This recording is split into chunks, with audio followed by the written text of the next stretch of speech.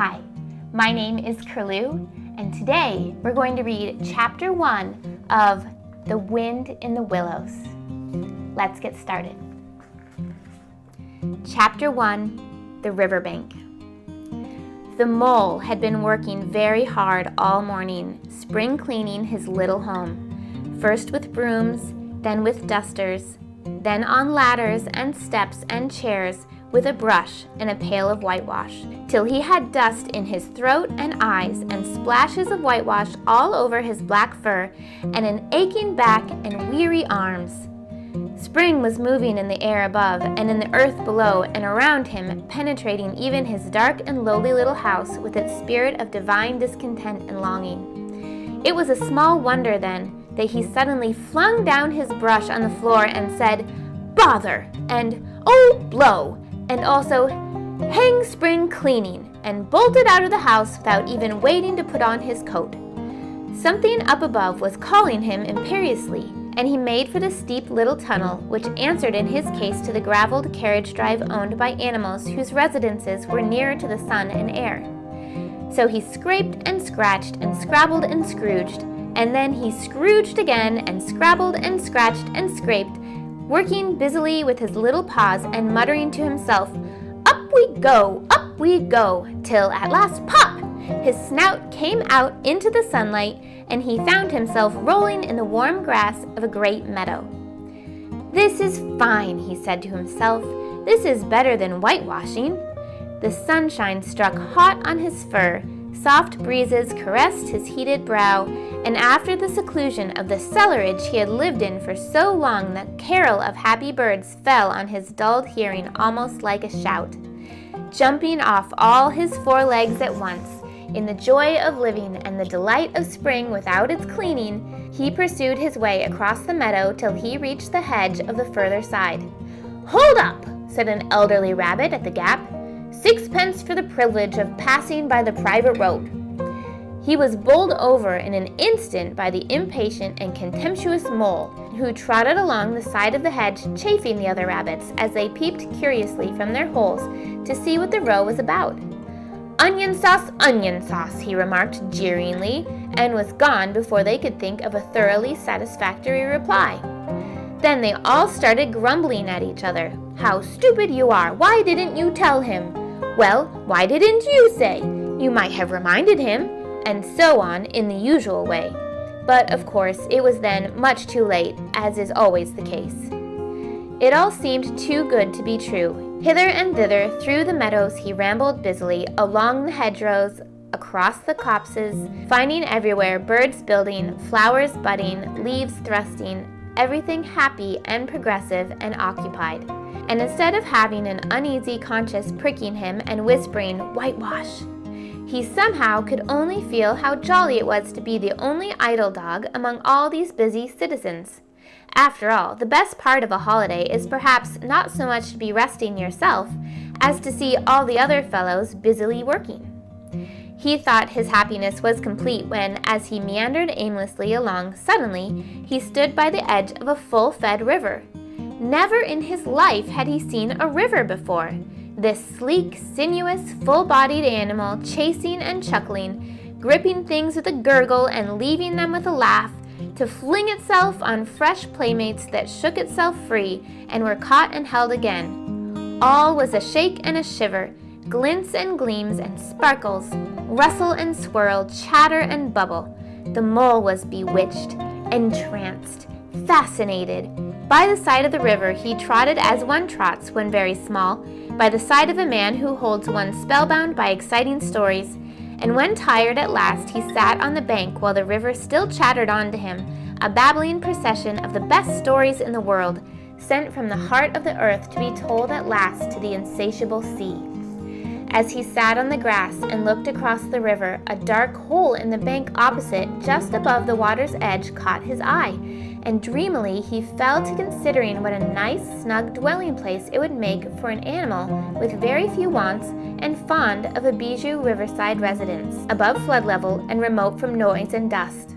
As he gazed, something bright and small seemed to twinkle down in the heart of it, vanished, then twinkled once more like a tiny star. but it could hardly be a star in such an unlikely situation, and it was too glittery and small for a glowworm. Then, as he looked, it twinkled at him, and so declared itself to be an eye. And a small face began gradually to grow around it like a frame around a picture.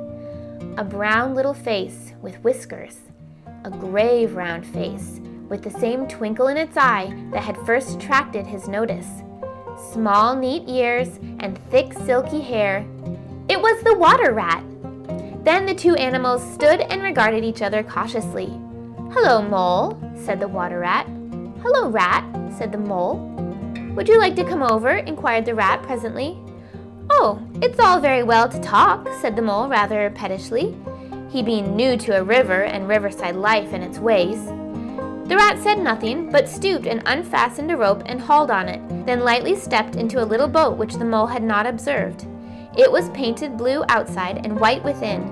It was just the size for two animals, and the Mole's whole heart went out to it at once, even though he did not yet fully understand its uses. The rat sculled smartly across and made fast. Then he held up his forepaw as the Mole stepped gingerly down. "Lean on that," he said. "Now then, step lively." And the Mole, to his surprise and rapture, found himself actually seated in the stern of a real boat. "This has been a wonderful day," he said, as the rat shoved off and took to the sculls again. "Do you know I have never been in a boat before in all my life?" "What?" cried the rat, open-mouthed. "Never in a... You never? Well, what have you been doing then?" "Is it so nice as all that?" asked the Mole shyly, though he was quite prepared to believe it as he leaned back in his seat and surveyed the cushions, the oars, the rowlocks, and all the fascinating fittings, and felt the boat swaying lightly under him. "Nice? It's the only thing," said the water rat solemnly as he leant forward for his stroke. "Believe me, my young friend, there is nothing, absolutely nothing, half so much worth doing as simply messing around in boats.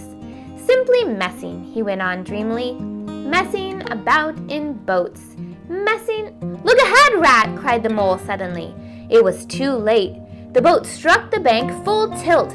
The dreamer, the joyous oarsman, lay on his back at the bottom of the boat, his heels in the air.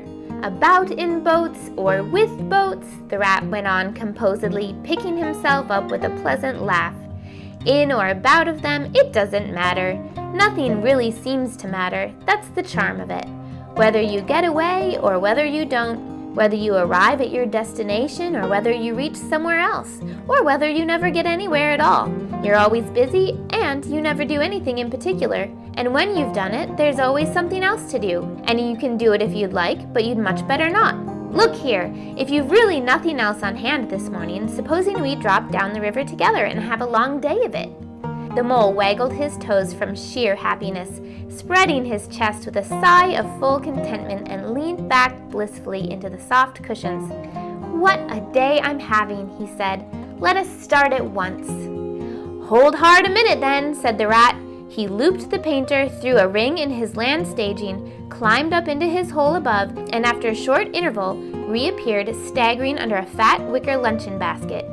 "Shove that under your feet," he observed to the Mole as he passed it down into the boat. Then he untied the painter and took the sculls again. "What's inside?" asked the Mole, wriggling with curiosity.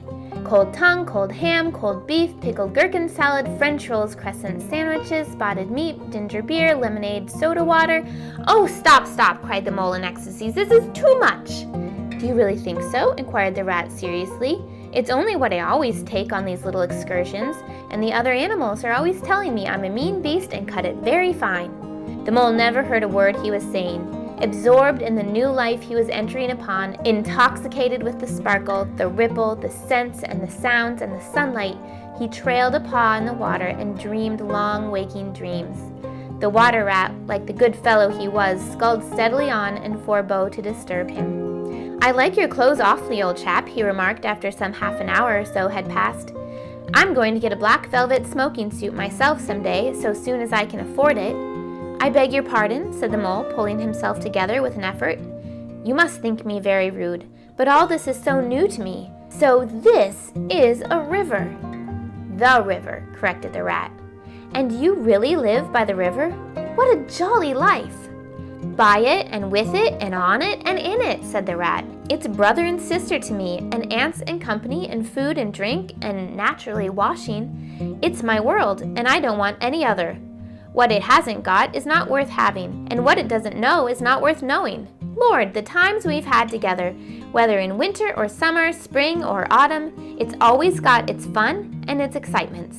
When the floods are on in February and my cellars and basement are brimming with drink that's no good to me, and the brown water runs by my best bedroom window, or again when it all drops away and shows patches of mud that smells like plum cake, and the rushes and weed clog the channels, and I can potter about dry-shod over most of the bed of it, and find fresh food to eat, and things careless people have dropped out of boats." "But isn't it a bit dull at times?" the mole ventured to ask. "Just you and the river, and no one else to pass a word with?" "No one else to." "Well, I mustn't be hard on you," said the rat with forbearance. "You're new to it, and of course you don't know. The bank is so crowded nowadays that many people are moving away altogether. Oh no, it isn't what it used to be at all. Otters, kingfishers, dabchicks, moorhens, all of them about all day long and always wanting you to do something, as if a fellow had no business of his own to attend to." "What lies over there?" asked the mole, waving a paw towards a background of woodland that darkly framed the water meadows on one side of the river. "That? Oh, that's just the wild wood," said the rat shortly. "We don't go there very much, we river bankers." Aren't they very nice people in there?" said the mole, a trifle nervous. "Well," replied the rat, "let me see. The squirrels are all right, and the rabbits, some of them, but rabbits are a mixed lot. And then there's Badger, of course. He lives right in the heart of it. Wouldn't live anywhere else either if you paid him to do it. Dear old Badger. Nobody interferes with him. They'd better not," he added significantly. "Why, who should interfere with him?" asked the mole. "Well, of course, there are others," explained the rat in a hesitating sort of way. "Weasels and stoats and foxes and so on. They're all right in a way. I'm very good friends with them, past the time of day when we meet and all that.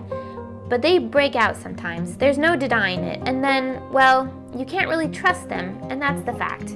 The mole knew well that it was quite against animal etiquette to dwell on possible trouble ahead, or even to allude to it, so he dropped the subject.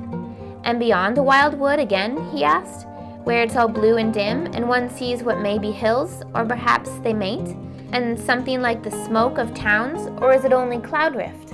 "Beyond the wild wood comes the wide world," said the rat, "and that's something that doesn't matter, either to you or me. I've never been there, and I'm never going, nor you either, if you've got any sense at all. Don't ever refer to it again, please. Now then, here's our backwater at last, where we're going to lunch." Leaving the main stream, they now passed into what seemed at first sight like a little landlocked lake. Green turf sloped down to either edge, brown snaky tree roots gleamed below the surface of the quiet water, while ahead of them the silvery shoulder and foamy tumble of a weir, arm in arm with a restless dripping mill wheel that held up in its turn a gray-gabled mill house, filled the air with a soothing murmur of sound, dull and smothery, yet with little clear voices speaking up cheerfully out of all of it at intervals. It was so very beautiful that the mole could only hold up both forepaws and gasp, "Oh my, oh my, oh my." The rat brought the boat alongside the bank, made her fast, helped the still awkward mole safely ashore, and swung out the luncheon basket. The mole begged as a favor to be allowed to unpack it by himself, and the rat was very pleased to indulge him, and to sprawl at full length on the grass and rest, while his excited friend shook out the tablecloth and spread it, took out all the mysterious packages one by one, and arranged their contents in due order, still gasping, "Oh my, at each fresh revelation. When all was ready, the rat said, "Now pitch in, old fellow," and the mole was indeed very glad to obey, for he had started his spring cleaning at a very early hour that morning, as people will do, and had not paused for a bite or sup, and he had been through a very great deal since that distant time, which now seemed so many days ago. "What are you looking at?" said the rat presently, when the edge of their hunger was somewhat dulled, and the mole's eyes were able to wander off the tablecloth a bit. "I am looking," said the mole, "at a streak of bubbles that I see traveling along the surface of the water. That is a thing that strikes me as funny." bubbles." "Oh," said the rat, chirruping cheerfully in an inviting sort of way. A broad, glistening muzzle showed itself above the edge of the bank, and the otter pulled himself out and shook the water from his coat. "Greedy beggars," he observed, making for the provender. "Why didn't you invite me, Ratty?" "This is an impromptu affair," explained the rat. "By the way, my friend Mr. Mole." "Proud, I'm sure," said the otter, and the two animals were friends forthwith. "Such a rumpus everywhere," continued the otter. "All the world seems to be out on the river today. I came up this backwater to try and get a moment's peace, and then stumbled upon you fellows. At least, I beg pardon. I don't exactly mean that, you know." There was a rustle behind them, proceeding from a hedge wherein last year's leaves still clung thick, and a stripy head with high shoulders behind it peered forth on them. "Come on, old badger!" shouted the rat. The badger trotted forward a pace or two and then grunted, "Company," and turned his back and disappeared from view. "That's just the sort of fellow he is," observed the disappointed rat. "Simply hates society. Now we shan't see any more of him today. Well, tell us, who's out on the river?" "Toad's out, for one," replied the otter, "in his brand new wager boat. New togs, new everything." The two animals looked at each other and laughed. "Once it was nothing but sailing," said the rat. "Then he tired of that and took to punting. Nothing would please him but to punt all day, every day, and a nice mess he made of it. Last year was houseboating, and we all had to go and stay with him in his houseboat and pretend we liked it. He was going to spend the rest of his life in a houseboat. It's all the same, whatever he takes up, he gets tired of it and starts on something fresh." "Such a good fellow, too," remarked the otter reflectively, "but no stability, especially in a boat." From where they sat, they could get a glimpse of the main stream across the island that separated them, and just then a wager boat flashed into view. The rower, a short, stout figure, splashing badly and rolling a good deal, but working his hardest. The rat stood up and hailed him, but Toad, for it was he, shook his head and settled sternly to his work. "He'll be out of the boat in a minute if he rolls like that," said the rat, sitting down again. "Of course he will," chuckled the otter. "Did I ever tell you that good story about Toad and the lock keeper? It happened this way. Toad—" An errant mayfly swerved unsteadily athwart the current in an intoxicated fashion affected by young bloods of mayflies seeing life. A swirl of water and a cloop, and the mayfly was visible no more. Neither was the otter. The mole looked down. The voice was still in his ears, but the turf whereon he had sprawled was clearly vacant. Not an otter to be seen as far as the distant horizon. But again there was a streak of bubbles on the surface of the river. The rat hummed a tune, and the mole recollected that animal etiquette forbade any sort of comment on the sudden disappearance of one's friends at any moment, for any reason, or no reason whatsoever. "Well, well," said the rat, "I suppose we ought to be moving. I wonder which of us had better pack up the luncheon basket." He did not speak as if he was frightfully eager for the treat. "Oh, please let me," said the mole. So, of course, the rat let him. Packing the basket was not quite such pleasant work as unpacking the basket. It never is. But the mole was bent on enjoying everything, and although just when he had got the basket packed and strapped up tightly, he saw a plate staring up at him from the grass, and when the job had been done again, the rat pointed out a fork, which anybody ought to have seen, and last of all, behold, the mustard pot, which he had been sitting on without knowing it. Still, somehow, the thing got finished at last, without much loss of a temper. The afternoon sun was getting low as the rat sculled gently homewards in a dreamy mood, murmuring poetry things over to himself, and not paying much attention to Mole. But the mole was very full of lunch and self-satisfaction and pride, and already quite at home in a boat, so he thought, and was getting a bit restless besides, and presently he said, "Ratty, please, I want to row now."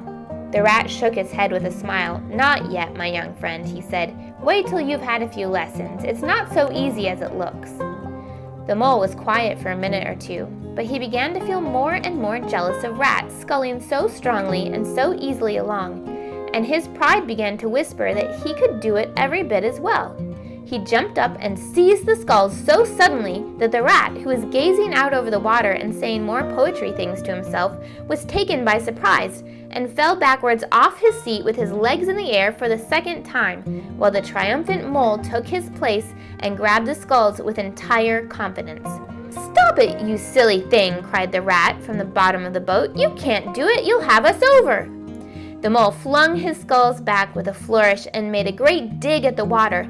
He missed the surface altogether. His legs flew up above his head, and he found himself lying on the top of the prostrate rat. Greatly alarmed, he made a grab at the side of the boat, and the next moment, sploosh! Over went the boat, and he found himself struggling in the river. Oh my, how cold the water was, and oh, how very wet it felt! How it sang in his ears as he went down, down, down! How bright and welcome the sun looked as he rose to the surface, coughing and sputtering. How black was his despair when he felt himself sinking again. Then a firm paw gripped him by the back of his neck. It was the rat, and he was evidently laughing. The mole could feel him laughing, right down his arm and through his paw, and so into the mole's neck. The rat got a hold of a skull and shoved it under the mole's arm. Then he did the same by the other side of him, and, swimming behind, propelled the helpless animal to shore, hauled him out, and set him down on the bank, a squashy, pulpy lump of misery. When the rat had rubbed him down a bit and wrung some of the wet out of him, he said, "Now then, old fellow, trot up and down the towing path as hard as you can till you're warm and dry again, while I dive in for the luncheon basket." So the dismal mole, wet without and ashamed within, trotted about till he was fairly dry, while the rat plunged into the water again, recovered the boat, righted her and made her fast, fetched his floating property to shore by degrees, and finally dived successfully for the luncheon basket and struggled to land with it. When all was ready for a start once more, the mole, limp and dejected, took his seat in the stern of the boat, and as they set off, he said in a low voice, broken with emotion, "Ratty, my generous friend, I am very sorry indeed for my foolish and ungrateful conduct. My heart quite fails me when I think how I might have lost that beautiful luncheon basket. Indeed, I have been a complete fool, and I know it. Will you overlook it this once and forgive me and let things go on as before?" "That's all right, bless you," responded the rat cheerfully. "What's a little wet to a water rat? I'm more in the water than out of it most days. Don't you think any more about it. And look here, I really think you had better come and stop with me for a little time. It's very plain and rough, you know, not like Toad's house at all, but you haven't seen that yet. Still, I can make you comfortable, and I'll teach you how to row and to swim, and you'll be soon as handy on the water as any of us." The mole was so touched by his kind manner of speaking that he could find no voice to answer him, and he had to brush away a tear or two with the back of his paw. But the rat kindly looked in another direction, and presently the mole's spirits revived again, and he was even able to give some straight back talk to a couple of moorhens who were sniggering to each other about his bedraggled appearance. When they got home, the rat made a bright fire in the parlor and planted the mole in an armchair in front of it, having fetched down a dressing gown and slippers for him, and told him river stories till supper time. Very thrilling stories they were to an earth-dwelling animal like Mole.